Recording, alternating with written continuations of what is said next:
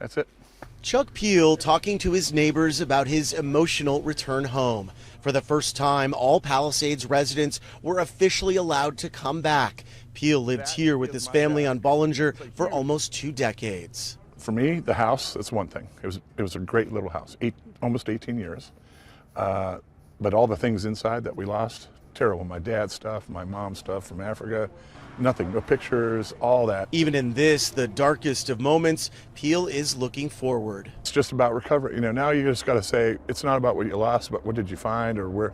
That's the only way that I think I can process what's going on. We're not rebuilding to have this happen again. Exactly. KCAL News anchor Pat Harvey went to the Palisades to get answers about the timeline for rebuilding from LA Mayor Karen Bass and her newly tapped Chief Recovery Officer, real estate developer Steve Soboroff. The question was when people said, I want to come back tomorrow and start rebuilding. Right. And you say, well, I'm going to get my own contractor. Yeah, but it has to be a contractor who has the requirements. You can do that in phase 2. Okay. You cannot do that in phase 1. Bass says once hazardous materials have been removed, homeowners will have 2 options for clearing the rest of the debris. Once the toxics have been removed, then the owner has a choice. They can do it at no cost with the Army Corps of Engineers, or they can do it themselves. This was my garage door. For Peel and so many others, they're trying to move on from heartbreak and sorrow to figuring out how to rebuild. The thing I'm really having a hard time, I just saw a neighbor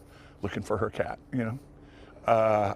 What I'm struggling with is we really had a special street here on Bollinger. And fire victims are clinging to moments like this. Peel's daughter capturing the moment when Peel's wife found treasure in the ash. No way! Your wedding china! Peel says he understands why so many Palisades residents were frustrated by having to wait for weeks to come home. But he says seeing the destruction for himself gave him perspective. I saw when, you know, the president came and had a little bit of a standoff with Karen Bass, and, you know, you can understand both. Obviously, what he's saying, we all feel. We want to get in to see our house. We need closure. But it also has to be safe. I mean, these are buildings. Ours we can go into because there's nothing left, right?